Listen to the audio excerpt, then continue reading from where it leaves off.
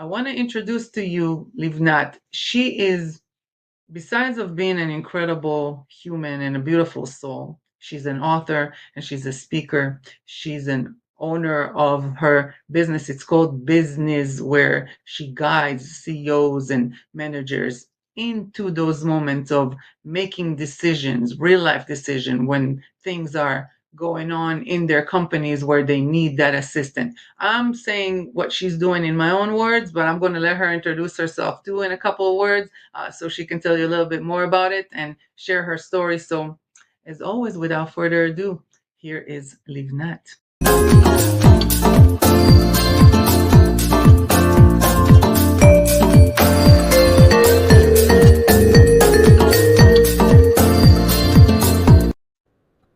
Hello, hello, beautiful. Good morning. Hi, good morning. Well, It's good the afternoon to you. Yeah, Right. exactly. In Israel, we're in the afternoon. Yes, The yes. weather hot, steamy, and Yeah, same here. Same here. We're boiling. And I always tell everybody, in the beginning of the show, I still look normal. By the end of the show, because I can't do the air conditioner or the fan because they're noisy, I'm melting in here. But we got to do what we got to do. How are you today? I'm fine. I'm very excited to be here. I I'm was so looking forward to excited. meeting you and talking to you and to your audience. Thank you. Thank you. I'm really excited to have you. It's such a privilege to have you here. Share what you do and share your story. Why don't you tell us in a couple of words too? Because, I don't know if I butchered your bio or not, but you're more than welcome to add a little bit more to that and tell us a little bit about what you do, and we'll go from there. Thank you. So I'm 55 years old. I'm a mother, first of all. I'm a mother to four beautiful daughters. I live in Israel, in Tel Aviv. I was a senior in the banking and the non-banking system for over 30 years. I was a manager. I managed a lot of sections in the discount bank, which was my home. I was there since I was 25 years old. Even before I was a mother, I was already carrying my eldest daughter all in my belly, which I didn't know. And Wow. I was actually growing up with discount and got a lot of beautiful opportunities to be a manager. I was always a manager from the beginning of the beginning. And Mm, after almost 30 years, I chose to move on to Phoenix Gamma. I was there a VP of credit, and I built a beautiful system of credit in this beautiful company. And in the last 3 months, I'm a business entrepreneur. I do my own business, which is called Biz which is my last name, Biz of Nizri, and I accompany CEOs and the company in the financial, like banks and the non-banks. I do also consulting of a strategy, but not only strategy, financial, organize mm-hmm. exactly, because I think everything comes together to this company, to what they want to grow. We always are in the black swans, always, even if Right. we know it, even if we don't want it, and even if we don't choose it. Sometimes we do the change. We want to change, and then we take it to the next level. But even when we choose the change, it doesn't mean that we know what's about to come. This is Right. life. Life is like this, and we go up, we go down, and we need to always maintain ourselves, our core, Right. our Absolutely. values. And 11 years ago, my whole life changed. From Mm, I was involved in a car accident. In a car, I drove the car. I have four daughters. I said, I was with my two youngest daughters, Yuval and Hila, and we were involved in a car accident. The night of the accident was an ordinary night, ordinary evening, and I tell it in my two books. And I made some choices in this evening, choices that altered this evening from a normal, ordinary evening with the choices of a mother to this intersection of death and of mm. chaos that Yes. changed my entire life. And I tell this story to the world, and I chose to publish 2 books about this, to share my soul, to share my heart, to share my sorrow, because I made choices that helped me and my family to choose life, because we are both living, right? Everybody that are listening now, we're all living because we chose. Not because we choose, because we're here. Right. But the meaning of life is not just to wake up every morning and to do our day to day. The meaning of life is to choose to live every day, even when we are sorry, when we are suffering, even when we are aching. Even then, my strategy is to choose joy, always, to choose to live this moment, because we don't have another life. We are born with a clock that, we think we get like 120 years to live. Right. But really, we come here with the 120, and it goes backward. Right. Every moment that we are here is not going to return. Right. So And every moment is a choice. yes, and we see it too every day. Even in the last 2 days, I don't know if you saw it too, but here in the news, it's been all over the place because 2 very famous people just passed away. One in Ozzy Osbourne, and the other one in Malcolm Warren, Jamal Warren, who was from the Cosby Show, and him too. He went on vacation in Costa Rica with his wife and his daughter, and he went swimming, and a current in the water took him, and they found his body. And it's like a person goes on vacation, like you said, it's just an ordinary thing.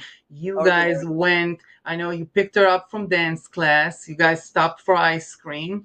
I read a little bit in your book about, you speak about the choices you made that day and then the choices you made afterwards, and kind of reflecting on both, how we can sit in the sorrow of the choices I made that led to this accident and to this tragedy, and I can sit and blame myself for them, or I can choose to let go of it and move on and choose now, where I am in this situation, choose life. And I remember asking you when we spoke, how did you get to the point of choosing otherwise for you, rather than the sorrow, and seeing your family and knowing what you needed? So if you want to speak a little bit about that. Of course.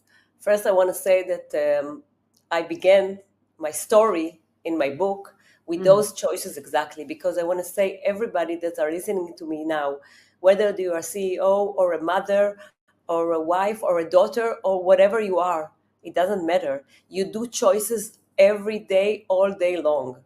And you cannot judge yourself in the wisdom of the retrospective, because it's not really a wisdom.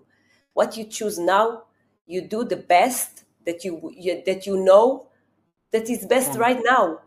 With your core values, with your abilities, with your rolling dice. This is why I called my first book the rolling dice, because this is how we all play in life. Life is a game, and the game is created by us. Of course, we play with other people. We don't control other people's choices. We only control ourselves.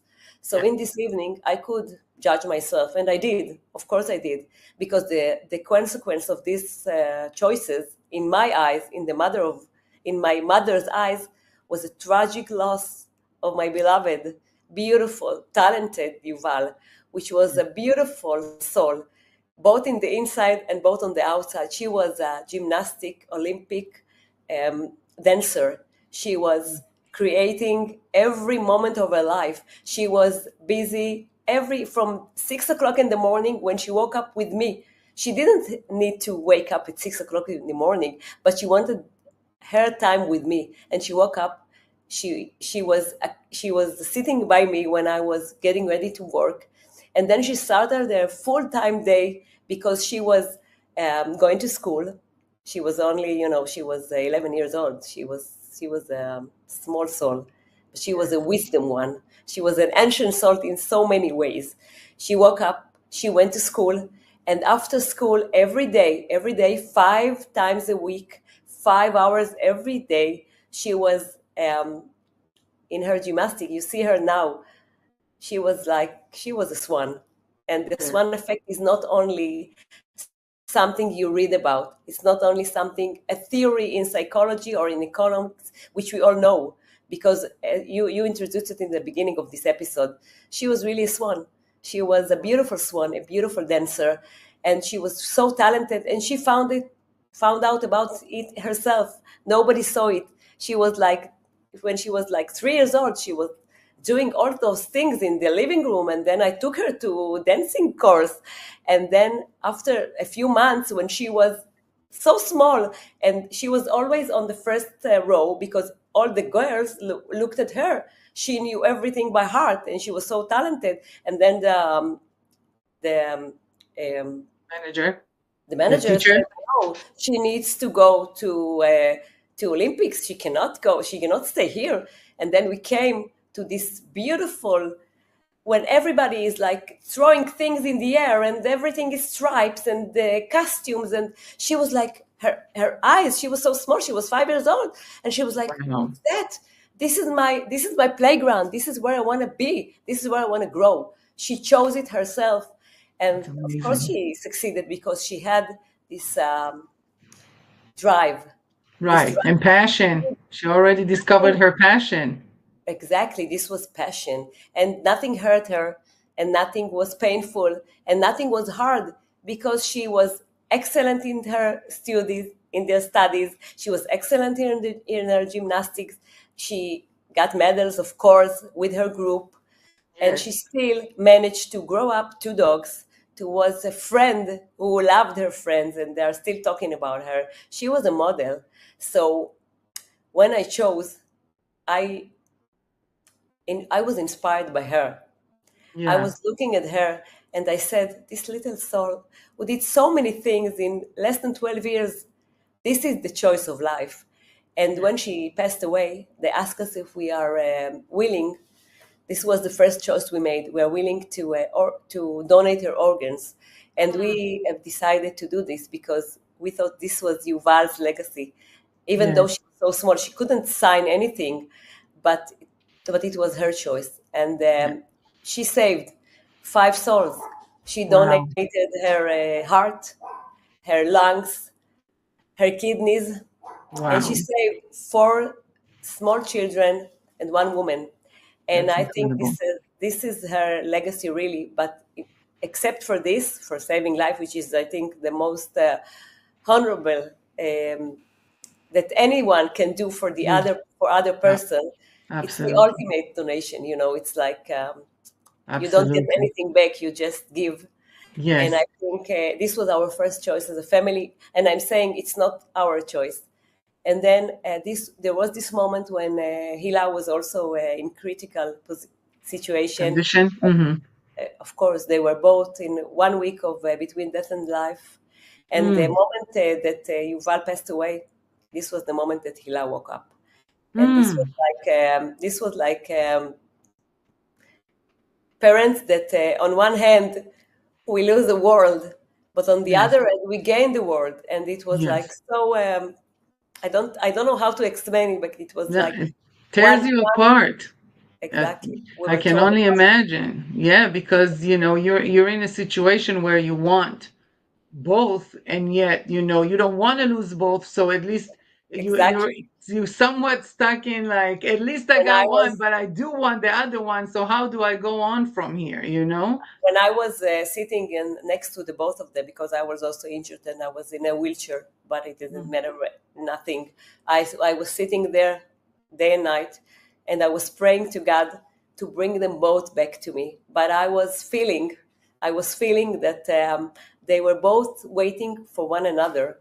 And I was terrified by it because I knew I could gain them both, but I was afraid of the unbearable loss, which I could. And there was this rabbi which came, and he was sensing the same thing. He's called the X-ray rabbi. I don't know if you know him.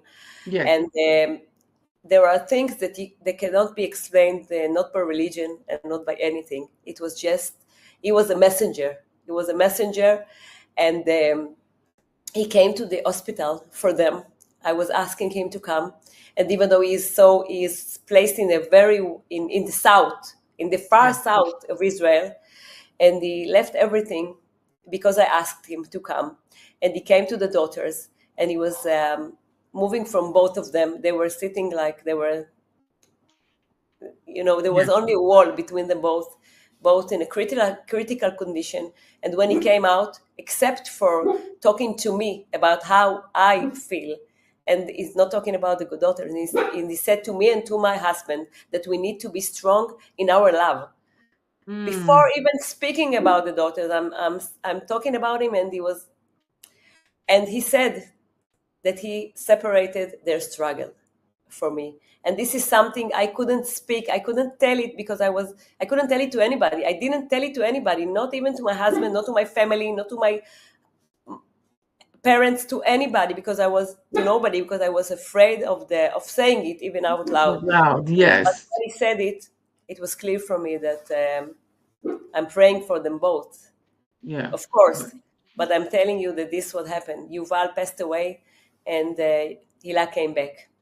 How many days was she in the hospital? Both of them were Hila was 3 months in a recovery. Exactly, but Yuval passed away after 1 week. They were both in the danger of life, and luckily Hila survived, and now she is 18 years old, beautiful and talented, and a dog trainer, and she's going to learn psychology, and she wants to treat children with dogs. This is her main. Beautiful, through animal therapy. Exactly. That's incredible. That's incredible. This is what she's going to learn. So, and I want to ask you something. Go ahead. I want to answer you. I'm sorry because go ahead. You asked me how I chose, and what was the first step. I was miraculously near Hila in the hospital alone. I'm saying miraculously because we were surrounded by many people all the day, all the time. Always. We weren't alone for 1 second, and I was sitting near Hila, and miraculously I was alone, and she was asleep.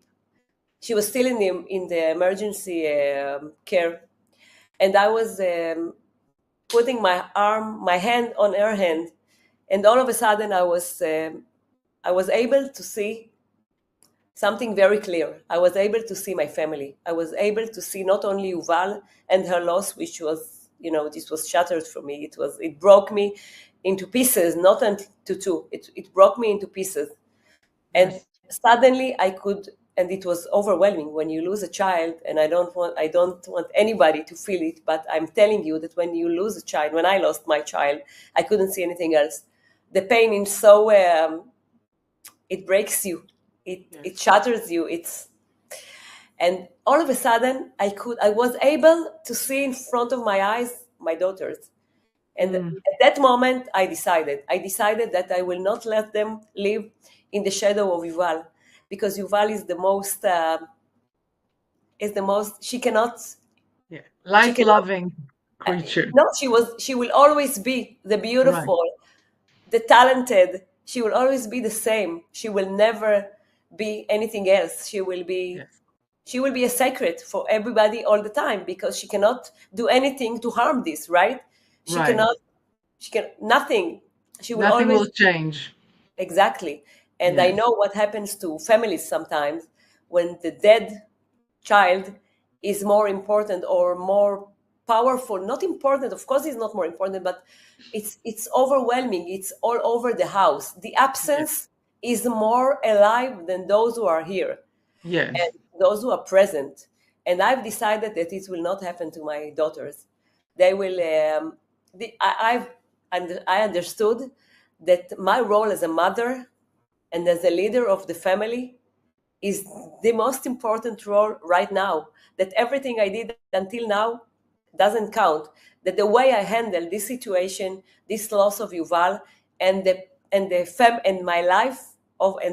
life of my family is the most important thing. How I handle it now, and what I did, I didn't know what to do, but I do I did what I do best because I'm a manager I was always a manager. I've decided to do a family meeting, which only my family will be in the room, not anybody else. The core family, my husband, my elder Yael, my second daughter, and Dila, of course, because she is there in her bed, and we all gather in this room of her.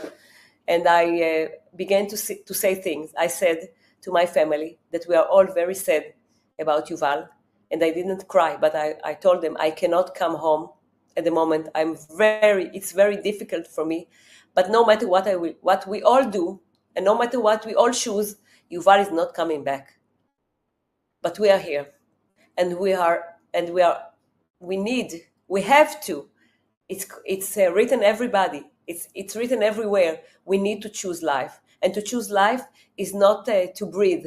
To choose life is to choose to live from the same moment our life broke till the end of life. From now on, we are going to choose life. And then I began to speak to everybody. I told which was supposed to go to the army 1 month after we buried Yuval, 1 month after this accident. She was supposed to go to the army, and she was supposed to go to officer's course in order to be an officer. But she didn't want to do this. She said we gave enough. She was like in a break of belief in everything, because how can it be that this beautiful soul, her perfect sister, Yuval, how can she who did no harm to nobody, in a family that doesn't do harm. We don't do harm. We only do good. We try to do good. This is our intentions, even if sometimes, in life, maybe we did something, but how can it be? And she didn't want to go to the army, but I told her in this meeting, you're going to the army. And not only you're going to the army, you're going to the officer's course. I was an officer, and I will help you. This is what I told them. I didn't know how to do it. I didn't plan anything that I said. I was talking from my heart.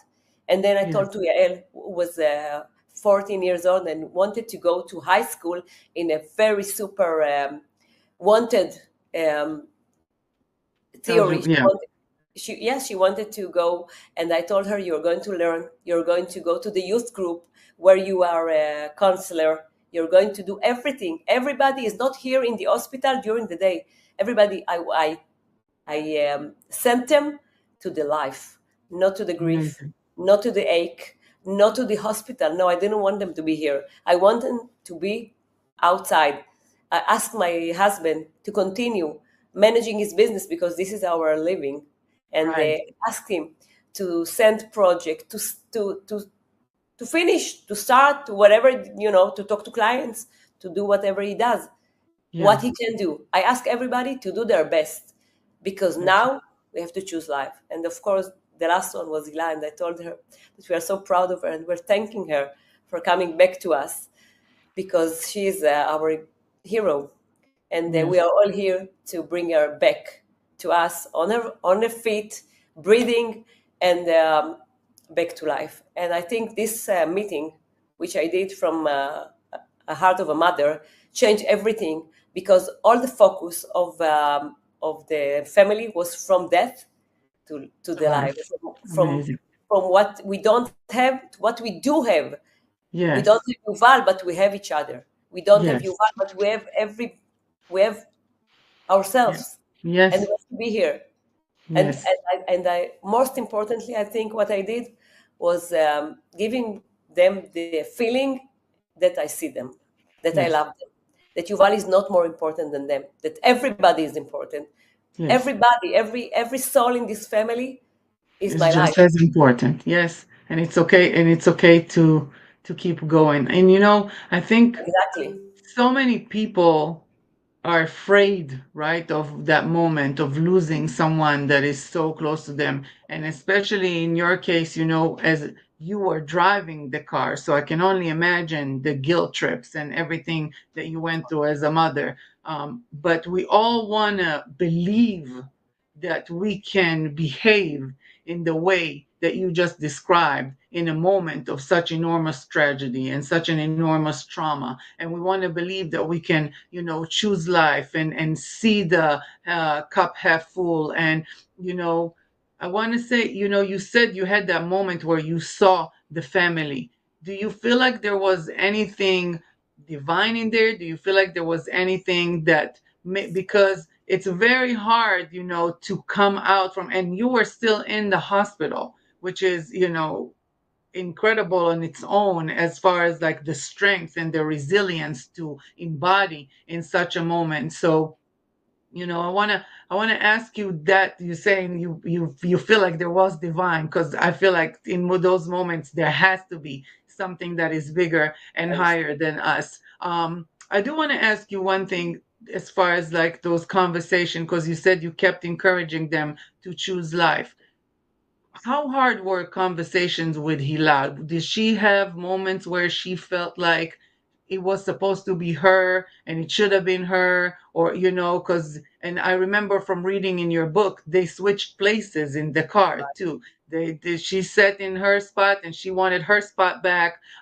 So was there any conversation that, if you can touch on that, just kind of real quick, on how as a mother conversating and encouraging life and showing positivity and trying to, relieve the guilt from the daughter that stayed and chose and, got to live after that? I have to say that I was very authentic with everybody, also with Yes. Hila. And I told her that I feel guilty, but nobody is guilty. And even though she didn't say it, I told to her, and I was more importantly than the conversation where at night she was mainly talking to my husband, who was sleeping next to her. I wasn't able to sleep there because I was sleeping in the hospital, but I was sleeping in an ordinary bed because my back was broken, couldn't sleep there. And my husband slept with her, and she asked a lot of questions, and she wanted to remember because she didn't remember everything. And when you are a child, what you don't remember or what you don't know, you make up. You feel in, and you feel in what you don't want as a parent that your child will imagine. Because when they imagine, it is usually Worst case not. scenario. It's usually more extreme, Yes. more like not a reality. So we gave her the facts. We told her the facts in order for her to know the reality and not to imagine and not to fill in the details that she doesn't know. So we encourage her to ask a lot of questions and a lot of everything that she thought. We let her say everything that you remember, everything you want to know. If you don't remember, we encourage her to ask a lot of questions, even though we were shattered, and it was very painful. And in the first book, Eli is writing an episode. She wrote an episode in the first book, and she told everybody what she felt. And yes, there were lots of things, but we told her that it was nobody's fault. It was being in the wrong moment at the wrong The wrong place. time. And Yes. I don't exactly. And I don't know what could happen. I told at the beginning, I said that the wisdom of the retro perspective is not really wisdom. Okay, and I'm writing it in my book because every choice we did, every choice of the switching of the places, of Hila wanting to come with us to this gymnastic, to pick up Yuval, and my offering them ice cream instead of taking them home, my changing the course of my ride because this is what I thought was best because this was a night and it was winter and the sight wasn't good, and me deciding to let people cross the street. Okay, I could choose otherwise. I could choose everything. I could choose otherwise, but I was reflecting Revolving doors. always because this is the Swan effect. Okay, Yes. because Yes. every decision I made this evening led to another decision and to Yes. another decision. It was like a rolling event Yep. based on Absolutely. my decisions. Okay, but aside from Incredible. my decision, there were other people. There was Yes. another Involved. driver. There were another. Everybody was there. So what happened. I can't change it. And this is what I'm talking about in my 2 books. I cannot think about what could happen. The second book is talking about what could happen. And it takes you, the reader, from between reality and imagination, and the life that Yuval could have lived, and what happens in the gap. What do we do when we dream, and the things are not happening the way we dreamt about, because we have a vision about our life. And this is what I'm teaching, and this is what I'm talking about all the time. This is Yuval on the book. On the cover, her silhouette from her picture. Yes, and I love that. It's not only the Swan effect. She decided to disguise in the last Purim of her life in a black swan costume. And it's not, I don't think it's you said if there was something bigger than me. I think everything was bigger than me. I think that at this moment that I chose, that I saw my daughter, I think Yuval was there with me. And Yuval is talking about this in my second book. The second book is from part of the second book is from her voice. She is telling us, and I think I wrote it through her. I don't know how to explain it, because I'm very down to earth. I'm a manager. I'm doing finance. So how can you be?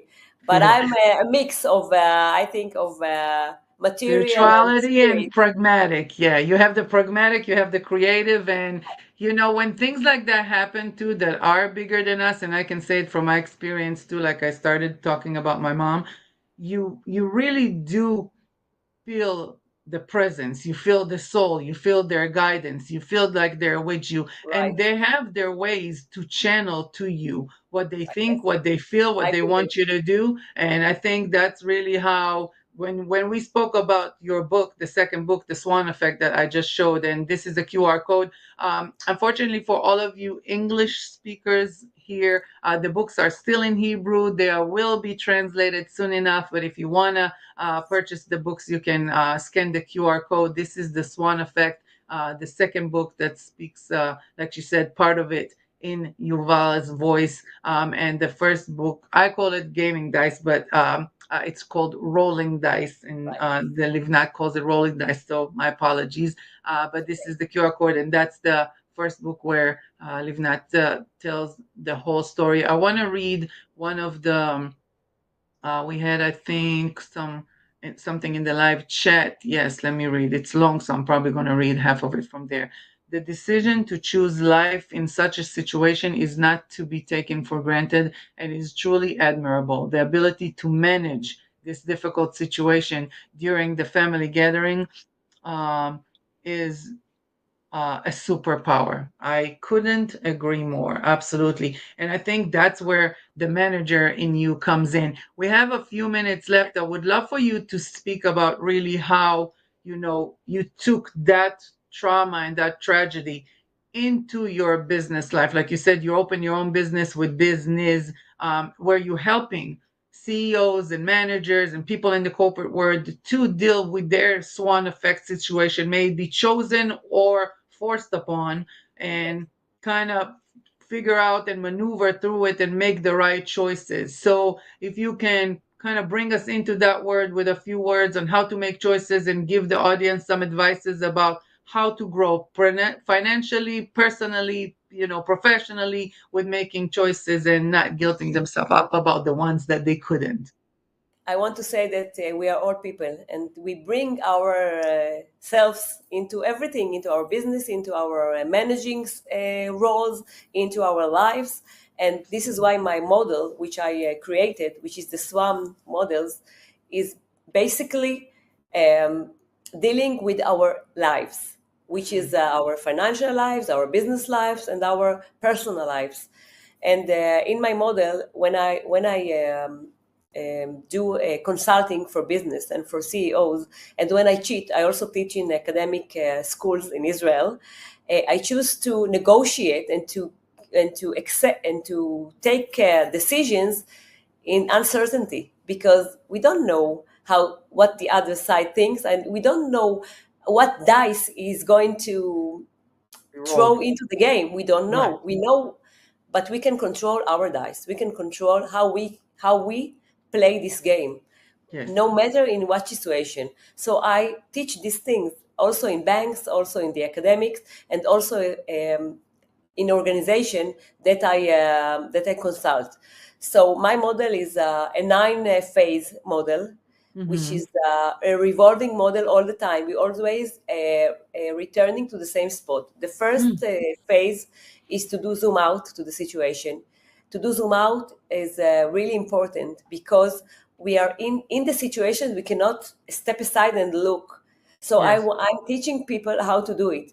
The way I did it when I was alone with Ila, and then I saw in my spirit, in my mind, what I need to do. So maybe I didn't know exactly what I need to do, but I did the first step. The first step is the most important step. And in order to do zoom out, we need to take aside from the situation. If we're in the hospital, maybe we need to go out. Maybe we need to go to the beach, to some place, or to the nature, or whatever makes us think. Not with our mobile, not with our friends. We need to reconnect to ourselves because we don't see anything. So the first step, because we don't have much time, but I'm speaking about it everywhere. I'm develop it in my book, everything in my Swan effect. So to do zoom out is to step aside from the situation, maybe to do a walking, maybe to go to the beach, maybe whatever. And then when we come back, after we With our clear mind.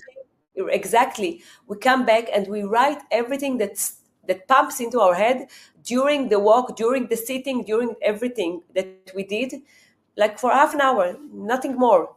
Yes. This will clarify the things for you. After Yeah. I do this, I take the things that I wrote down and I do surgical analysis. I step aside every noise, everything that is not exactly like a surgeon in the room. Yeah. In the During surgery the room. surgery is dealing with the one place that affects everything. Is not dealing with our mind right now. If we have a heart disease, he will deal with the heart disease afterwards in Rehabilitation. exactly, sorry, It's okay. process. We will deal with the other things, but first we need this organ to be better, right? Right. So we choose We go to the source. analysis on the same spot that hurts the most. At Yes. first, we don't know to recognize it. This is why we do the zoom out. Then we Right. do the surgical. After we see it, Yeah. then we operate this thing first. Yeah. Then we try to see what will happen in the side effects, okay? The side effects mapping. Yeah. What will happen if we do nothing? What will happen if we do this step? What will happen if we do this step? We have Right. choices. I We want love to it. map our choices, and then we want to map what will happen if we take this action, this Yeah. first, this second. Okay, Yeah. we map our choices and we try to decide according to the side effects that are going to happen, because he said everything is circles. When I Right. choose to go right, this is a side Something. effect. If I Right. choose, and this is how we do decisions that are based on facts and Yes. not on feelings. Yes. We a little bit put the feelings To the aside side. Right. for these three steps. Okay, Yes. first 3 steps. The Yeah. fourth one is I don't know if we're going to be able to get to all of the steps. I'm sorry to cut you yeah, off. I know. Unfortunately, we only have a But I think 56 those minute 3 show. steps are Right. those 3 steps are the most important ones. Right. The core. And during And all the steps, the choices are made of joy. The right. choices are made of not of sorrow, not of because the way you choose to approach your problem or your negotiation, if you want to grow, Yes. you need to take it with joy, even in the Yes. most difficult times. And I Yes. know I've been there. I Yes. know. Okay. After Absolutely. every down, we can climb up. Yes. Okay. And And if we don't choose, the side effect will be sorrow, will be diseases, could be another loss, maybe of our business, maybe of someone as important to us, maybe the loss of our family. Never yes. mind if it's divorce or whatever. Yes. If we choose joy, we choose life. Absolutely. Thank you. Thank you so much. I love that. And yes, let's always remember that if we choose joy, we choose life. And we step away, we're mindful, we bring it to ourselves, we look for the silence, we center ourselves so we can come to our choices and our realization from a more calm place. I want to thank you so much, Livnat, for being here, for sharing your story with us. You can stay in the backstage. I'm sure people will write you more comments in here. I'm gonna everybody saying you have an amazing approach. People are keep I kept posting all the comments here. Truly inspirational, Michael says. He last said you have an amazing approach. People kept talking here that you're unbelievable. So I want to thank you so much. I wish you and your beautiful family all the Thank you. best. May you guys always keep growing. May only Yes. good things happen, and good luck with the new business. I ran your website in here. I'll do it again. If anybody wants to follow you and find you, I put your Facebook in here too. The website has a button in English, so you guys Right. can enjoy that. Thank you. Everything has Same. English and Hebrew. If you want to purchase the book, you can scan the QR code. Thank you again, my darling. I truly, truly Thank you. appreciate this inspiring, beautiful conversation, and just It was wishing you privilege. many, many blessings. Yes. Thank you for Thank choosing me. Oh, of course, it's a I love you. privilege to have you here. I love you too.